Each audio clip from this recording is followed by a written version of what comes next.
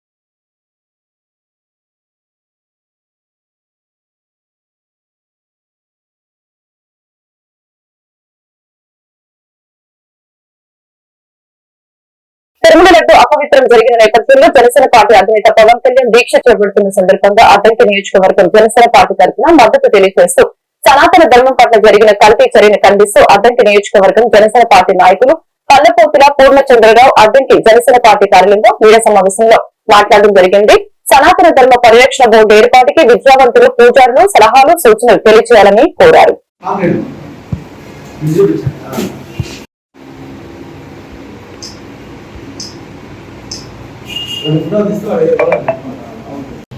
ఈరోజు ఈ పత్రికా సమావేశం ఎందుకు పెట్టుకున్నామంటే మనందరూ తెలిసిన విషయమే. ముఖ్యంగా మన కలియుగ దైవం, ప్రతి ఒక్క భూమి మీద బతికున్న ప్రపంచంలో ప్రతి ఒక్క హిందూ యొక్క ఆరాధ్య దైవము అయిన మన శ్రీ వెంకటేశ్వర స్వామి వారి ప్రసాదం. ఎంతో తిరుమలకు వెళ్ళి మేము తిరుపతి వెళ్ళామని చెప్పేసి ఆ లడ్డు తీసుకొచ్చి 10 మందికి పంచే మన అత్యంత పవిత్రమైన ప్రసాదాన్ని కలుషితం జరిగింది అనే ఆరోపణలు, ఆ ఎస్ వాల్యూ, ఆ రిపోర్ట్లో వచ్చిన మన గుజరాత్ కంపెనీ ఎస్ వాల్యూ ఏ విధంగా వాల్యూ సరిగా లేదో ఆ వాల్యూ ఎక్కువ చూపిస్తుంది మనకి. దాని విధంగా మనము దానికి కనిపెట్టడం జరిగింది. ఇక్కడ ఆరోపణలు పక్కన పెడితే అది ఎవరి హయాంలో జరిగినా వాళ్ళు ఖచ్చితంగా చర్యలు తీసుకోవాలి. అక్కడ జరగలేదు. తద్వారా దానంతరం అది అక్కడ హిందువులు తెలిసినా కానీ ఆలయాల్లో అక్కడ చర్యలు తీసుకోలేదు. దానికి మన పవన్ కళ్యాణ్ గారు ఏంటంటే పశ్చాత్తాప దీక్ష చేపట్టి హిందువుల యొక్క కంఠం తాను ఒక సనాతన ధర్మ దేశంలో మొట్టమొదటిసారిగా సనాతన ధర్మ పరిరక్షణ మన బోర్డు ఏర్పాటు చేయాలని మన ప్రధానమంత్రి గారిని కోరారు. ఇది చాలా శుభపరిమాణం. ఎందుకంటే రాజకీయాల్లో ఉండటం, మనం సనాతన ధర్మాన్ని లేదా ఇంకో మతాన్ని లేదా ఇంకో ధర్మాన్ని కాపాడటం చాలా కష్టం. ఎందుకంటే వాళ్ళ పరిధిని మీరు వాళ్ళు మాట్లాడలేరు. అదే ఒక రక్షణ బోర్డు ఉన్నట్టయితే ఖచ్చితంగా ప్రతి ఊర్లో ఆ రక్షణ బోర్డు యొక్క సభ్యులు, ఆ మెంబర్లు అందరూ ఉంటారు. ఆలయాలకు ఇబ్బంది వచ్చినా, ఇప్పుడు గత ప్రభుత్వంలో మనం ఏదో సాక్ష్యాలు లేకుండా మాట్లాడటం కాదు, 200 పైగా ఆలయాలు కూల్చబడ్డాయి. మన రామతీర్థంలో సాక్షాత్తు శ్రీరాములు వారు మనం ఏదైతే మన భారత జాతి ఎవరైతే ఉన్నారో కులాలకి మతాలకు అతీతంగా మీకు అందరూ తెలిసిందే, సనాతన ధర్మం అనేది తల్లి లాంటిది అనమాట. కాబట్టి ప్రపంచంలో ఇది ఆది పురాతనమైనది, ఎవరికి స్థాపించింది కాదు. అలాంటి ధర్మం అన్ని మతాల వారిని హక్కును చేర్చుకుంది. అంటే ప్రతి ఒక్కరూ మన వాళ్ళే, ప్రపంచమంతా ఉచితైక కుటుంబం, సర్వే జన సుఖినో భవంతు, ధర్మం రక్షిత రక్షిత. ఆ ధర్మానికి ఎప్పుడైనా ఆఘాతం కలిగినప్పుడు మనం కనుక ఆ ధర్మాన్ని కాపాడినట్టు మనం కాపాడుతుంది. అంతేగాని ఇక్కడ వేరే మతాలను కించపరచడం కానీ వేరే వాళ్ళని ఉద్దేశం కాదు. హిందూ అయినా, ముస్లిం అయినా, క్రిస్టియన్ అయినా, మన సిక్కులైనా, నిరాష్ట్రులైనా ప్రతి ఒక్కరూ ఎవరికి ఇబ్బంది అయినా ఒకరికొకరు సహకరించుకొని మన దేశాన్ని ఇక్కడ తీసుకొచ్చాం. మళ్ళీ మనం దాన్ని వెనక్కి తీసుకెళ్లకుండా ప్రతి ధర్మాన్ని బాపట్ల జిల్లా చీరాల శాసనసభ్యులు ఎంఎం కొండపై కొంతమంది విష ప్రచారాలు చేస్తున్నారని దళిత గిరిజన పరిరక్షణ సేవా సమితి రాష్ట్ర అధ్యక్షుడు వెంకటేశ్వర్లు అన్నారు. ఈ నేపథ్యంలో ఓడరేవులో ఇటీవల టోల్ గేట్ పెట్టడం జరిగింది. ఇది ఎందుకు పెట్టారంటే ఓడరేవు పంచాయతీ అభివృద్ధికి ఉపయోగిస్తామని తెలియజేశారు.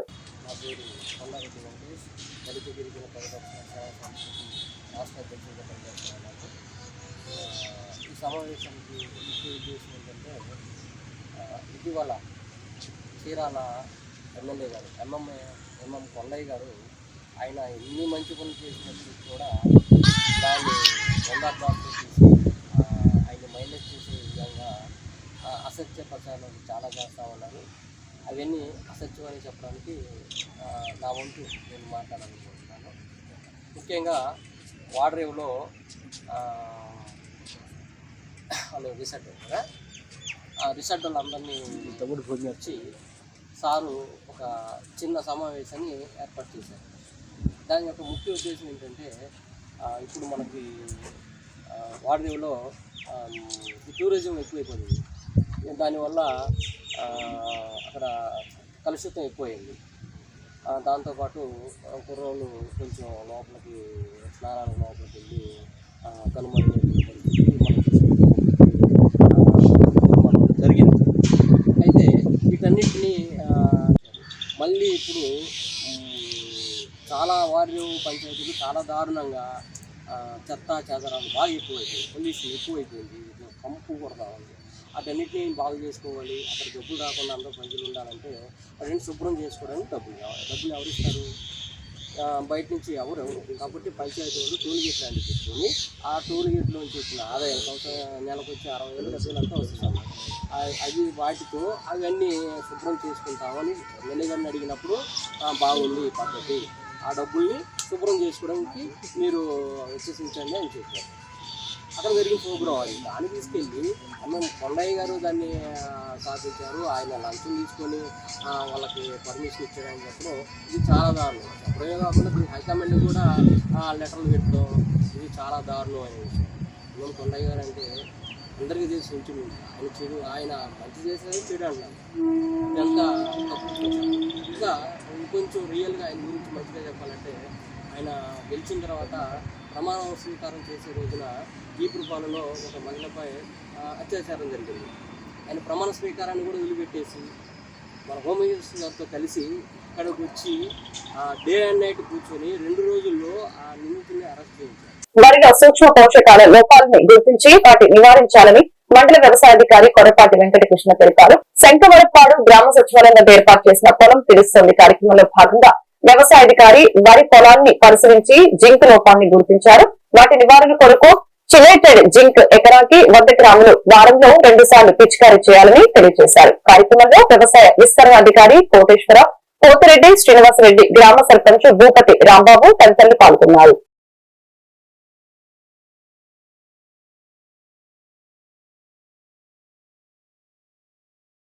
కానీ తర్వాత ఒకవేళ పడిపోయి ప్రభుత్వం కొనుగోలు చేయాలంటే ఈ క్రాప్లో మీ పేరు నమోదు కాకపోతే మాత్రం కొనుగోలు చేయలేదు. సో ఇవన్నీ మీకు 2-3 సంవత్సరాల నుంచి మీరు చూస్తున్నవి మీకు అలవాటున్నవే. పొరపాటున ఎవరైనా మిస్ అయినా సరే ఈ 2 రోజుల్లో ఈ క్రాప్ నమోదు చేయించేసుకోండి. దీంతోపాటు మనకు ఉద్యాన శాఖలో చాలా రకాల కార్యక్రమాలు అమలవుతుంటాయండి. స్కీమ్స్ చూస్తుంటాం మనం. దాంట్లో కొత్త తోటలు వేసుకునే వాళ్ళకి సబ్సిడీ కింద మనకి ఒక వాక్కా వేసుకునే వాళ్ళకి మాత్రం ఈ సంవత్సరం ఇచ్చాం. తర్వాత కూరగాయలు వేసుకునే వాళ్ళు పుచ్చ తోట మీరు చెర్రీ తోట పుచ్చ వేస్తే మీరు మల్చింగ్ వేసుకోవాలి. ఎకరానికి 8,000 వస్తుంది. అదే చిన్న సన్నకారు రైతులు అయితే పూల తోటలు వేసిన వాళ్ళకి 6,200 వస్తుంది. వెటనరీ డిపార్ట్మెంట్ వాళ్ళు కూడా మనకి ఇప్పుడు అన్ని రైతు సేవా కేంద్రాల్లో కూడా వెటనరీ అసిస్టెంట్ ఉన్నారు. కాబట్టి మన గ్రామంలో ఉండేటటువంటి ఈ పశువులు కానీ, ఈ గొర్రెలు, కోళ్ళు వీటన్నిటికి కూడా వాళ్ళు ఎటువంటి వైద్యం చేస్తున్నారు, అలానే ఏ విధంగా ఎటువంటి రాయితీలు ఇస్తున్నారని కూడా మీకు తెలియజేయడం జరుగుతుంది. ముఖ్యంగా మన వ్యవసాయ శాఖకు వస్తే ఈ 28వ తేదీతోటి ఈ పంట నమోదు అనేది ముగుస్తుంది. ఈ పంట వలన ఏంటంటే ఈ పంట తప్పనిసరిగా నమోదు చేయించుకోవాలి ప్రతి ఒక్కరూ. ఎందుకంటే ఈ పంట నమోదు చేసుకున్న వారికి మాత్రమే ప్రభుత్వం ఇన్సూరెన్స్ కడుతుంది. అంటే మీరు విడిగా ఇన్సూరెన్స్ కట్టాలంటే ఎకరానికి వరికి అయితే 550 రూపాయల దాకా ఉంటుంది.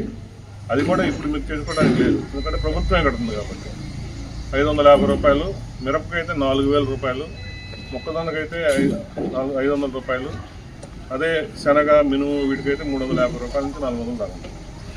మీరు ఎన్ని ఎకరాలు వేసినా, ఒక్క రైతు 20 ఎకరాలు వేసినా, 30 ఎకరాలు వేసినా, 50 ఎకరాలు వేసినా కూడా ఇవన్నీ కూడా ప్రభుత్వమే మీకు ఇన్సూరెన్స్ ఎన్ని ఎకరాలు మీరు ఈ పంట నమోదు చేసుకుంటారో అన్ని ఎకరాలకు కూడా ప్రభుత్వమే మీకు ఈ ఇన్సూరెన్స్ పే చేస్తుంది. కాబట్టి ఈ పంట నమోదు తప్పనిసరిగా చేసుకోండి. దీనివల్ల ఏంటంటే మన అనుకోకుండా వరదలు వచ్చి ఇప్పుడు మన బాపట్ల, కృష్ణా జిల్లా, గుంటూరు ఎక్కువగా నష్టపోయిన రైతులు వాళ్ళందరికీ కూడా ఏంటంటే మన రాష్ట్ర ప్రభుత్వం నుంచి సీఎం గారు వాళ్ళకి వరికి అయితే 25,000 రూపాయలు హెక్టార్కి నష్టపరిహారం ఆల్రెడీ నిన్న 25 రోజుల్లోనే వాళ్ళందరికీ కూడా వాళ్ళ అకౌంట్లోకి వేయడం జరిగింది.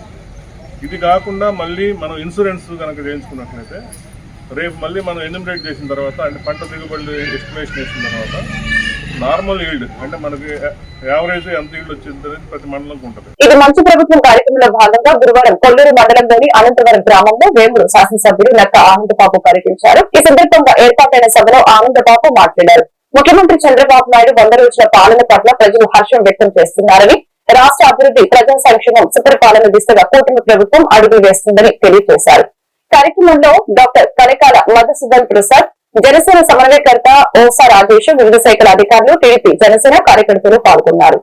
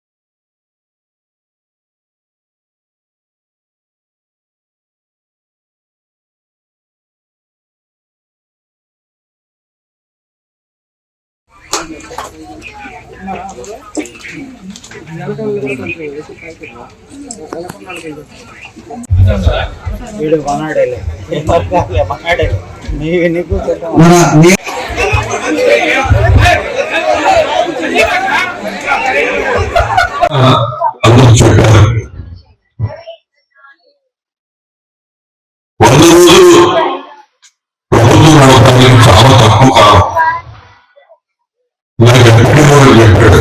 దాదాపు వరదల వరదలు కానీ అకాల వర్షాలు కానీ ప్రభుత్వ యంత్రాలు కానీ స్థానికంగా ఉండే ప్రజలు కానీ ఆ ఇబ్బందులు అప్పుల మీద జరిపేది. ఇది మనకున్నటువంటి విపత్తే కాదు, రాష్ట్రంలో వచ్చిన విపత్తే. విపత్తు కూడా ఒక సంక్షోభాన్ని కూడా ఒక సవాలుగా తీసుకుని ముందుకెళ్ళినటువంటి వైపు చంద్రబాబు నాయుడు గారు. ఇబ్బందులు, సంక్షోభాలు ఎవరైతే జనరల్గా అధికారులు కానీ ప్రజలు కానీ కుంగిపోతారు. మరి చంద్రబాబు నాయుడు గారు అట్లా కాదు. సంక్షోభం నుంచి ఏ విధంగా అవకాశాలు కానీ, ఏ విధంగా బయటపడాలి, ప్రజలకి ఏ విధంగా ధైర్యాన్ని ఇచ్చి స్వాతంత్రం చేకూర్చే చర్యలు తీసుకోవాలనేది స్వయంగా పర్యవేక్షిస్తూ రంగంలో ఉండేటటువంటి నాయకుడు చంద్రబాబు నాయుడు గారు. అసలు రాష్ట్రం యావత్తు 5 సంవత్సరాలు సంక్షేమంలోనే ఉంది. 2019లో ఒక్క ఛాన్స్ అని చెప్పి అవకాశం ఇవ్వమని చెప్పి రాష్ట్రం అంతా తిరిగి ప్రజలను మోసం చేసే వాగ్దానాలు చేసే అధికారాన్ని చేపట్టిన జగన్మోహన్ రెడ్డి పూర్తిగా సంక్షేమంలో పెట్టారు రాష్ట్ర ముఖ్యమంత్రి.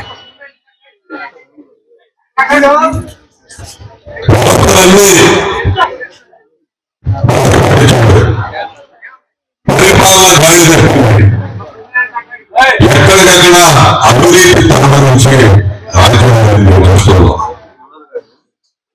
151 సీట్లు ఇచ్చి అధికారంలో తీసుకుంటున్న ప్రజలు ఎన్నికల కోసం ఎదురు చూశారు. ఎన్నికలు ఇప్పటికైనా ఈ దుర్మార్గ ప్రభుత్వాన్ని రాష్ట్రం నుంచి పాల్గొనాలి. ఇది యథార్థం. ఎన్నికలు వచ్చినాయి. 174 సీట్లు గొర్రెల నిరంకుశ ప్రభుత్వంలో వారిని ఎదిరించి భూ పోరాటంలో దున్నేవాడితే భూమి అనే నినాదంతో రజకర్ల అరాచకాలపై ఎదురు తిరిగి ఎర్రగుండ పట్టిన వీరవంత చిట్యాల ఐలమ్మ 1985లో చాకలి ఐలమ్మగా గుర్తింపు పొందారని వేమూరు నియోజకవర్గ బీసీ సంఘం అధ్యక్షుడు మురాల వాసుదేవ్ గౌడ్ తెలిపారు. బాపట్ల జిల్లా వేమూరు నియోజకవర్గం అమృతలూరు మండల పరిధిలోని కూచిపూడి గ్రామంలో గురువారం చాకలి ఐలమ్మ 129వ జయంతిని పురస్కరించుకుని ఆమె చిత్రపటానికి పూలమాలలు వేసి ఘనంగా నివాళులర్పించారు. మొట్టమొదటిగా ఈ కార్యక్రమంలో పాల్గొన్నటువంటి నియోజకవర్గ మహిళా అధ్యక్షురాలు మరి మహిళలు అట్లాగే యువజన నాయకులు మరి కొత్తగా పదవి చేపట్టినటువంటి జోగి అంకమరావు యాదవ్ గారికి భోగి అంకమరావు యాదవ్ గారికి మరి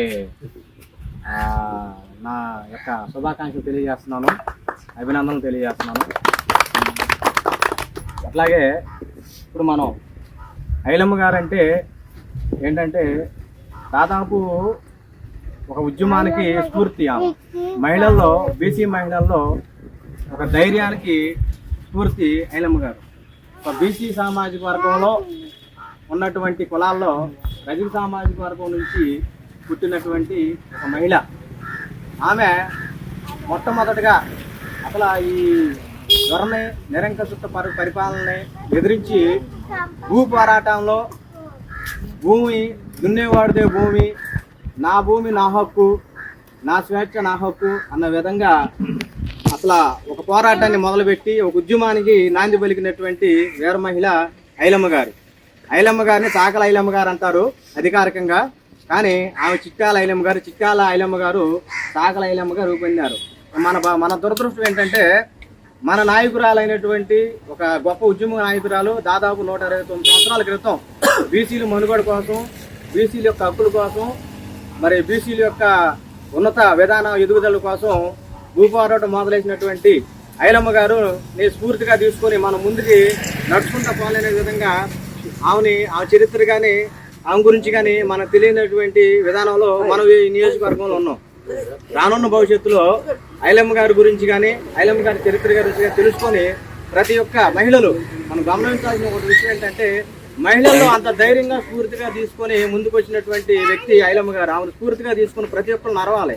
ఎందుకంటే ఆ ధైర్యం అనేది ఒక మన బీసీ సామాజిక వర్గంలో వచ్చింది కాబట్టి అలాంటి ధైర్యాన్ని ముందుకు తీసుకుని రాను భవిష్యత్తులో ఈ నియోజకవర్గంలో కూడా మా బీసీ సామాజిక వర్గాల్లో ఎక్కడైతే మా రజక సామాజిక వర్గాలు ఉన్నారో మా రజక సామాజిక వర్గాలు ఉన్నటువంటి చోట ఐలమ్మ గారి విగ్రహాన్ని ప్రతిష్టాపన జరగాలని చెప్పి నేను బీసీ సంఘం తరపు నుంచి డిమాండ్ చేస్తూ మరి ఇటువంటి కార్యక్రమాన్ని రాను ఇంకా ఉత్సాహభరితంగా ముందు మరింత ఘనంగా ఐలమ్మ గారి జీవితం తెలుసుకొని ఐలమ్మ గారి బాటలో మనం నడుచుకుంటాం. బాపట్ల జిల్లా అద్దంకి మున్సిపల్ నూతన కమిషనర్ గా డి రవీంద్ర గురువారం బాధ్యతలు స్వీకరించారు. ఈ సందర్భంగా మీడియాతో మాట్లాడారు. అద్దంకి పట్టణంలో సమస్యలు వెంటనే పరిష్కరిస్తానని, ప్రజలు అందుబాటులో ఉంటారని తెలిపారు. నూతన కమిషనర్ గా బాధ్యతలు చేపట్టి రవీంద్రకు అద్దంకి మున్సిపల్ అధికారులు, సిబ్బంది సార్వాలు బొకేలతో స్వాగతం పలికారు.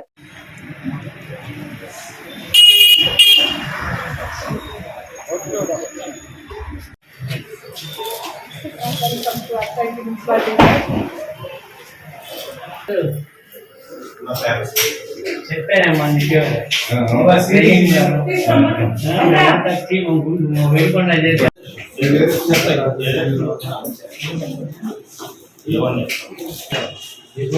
వచ్చిన మ్యారేజ్ అనుకుంటా వెల్కమ్.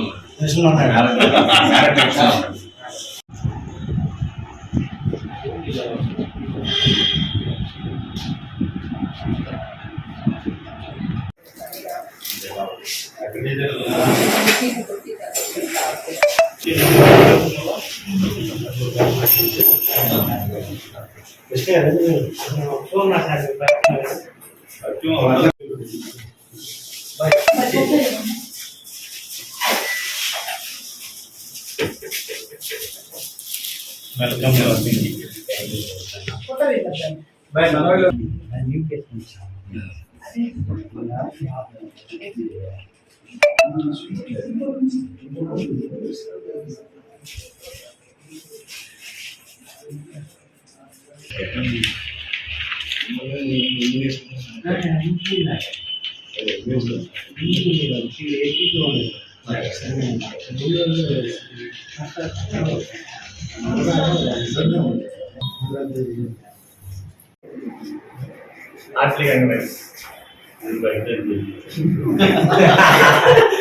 సార్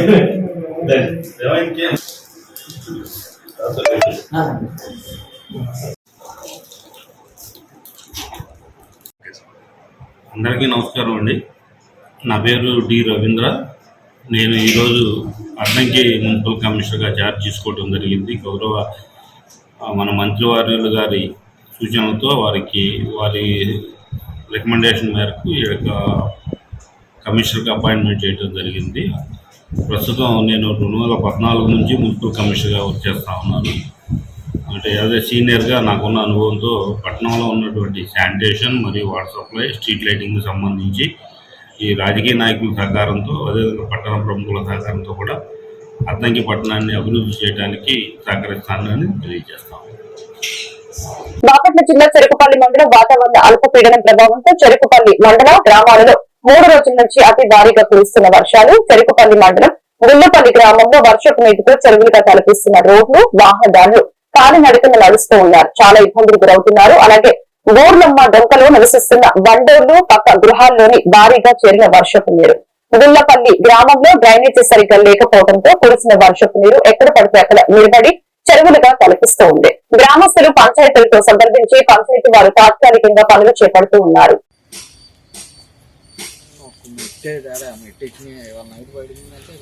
లోపలికి వెళ్ళిపోతుంది.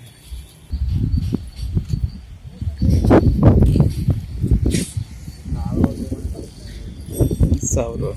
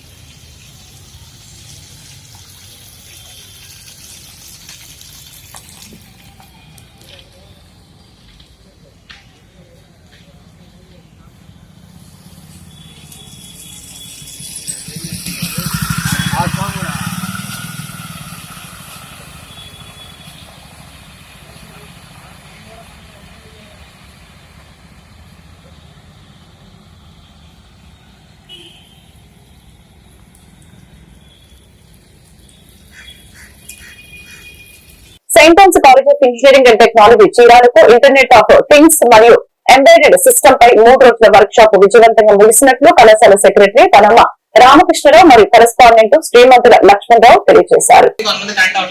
ప్రాబ్లం అక్కడ వస్తుంది. ఒకవేళ మీరు ఎవరన్నా 5G ఫోన్స్ వాడుతుంటే బ్యాండ్ చేంజ్ చేసుకోండి, లేదా మీ ఫ్రెండ్స్ హాట్స్పాట్ కనెక్ట్ చేసుకొని ట్రై చేయండి. 4G అయినా పర్లేదు, ఓకేనా? నెక్స్ట్ ఇంకోటి ఏంటంటే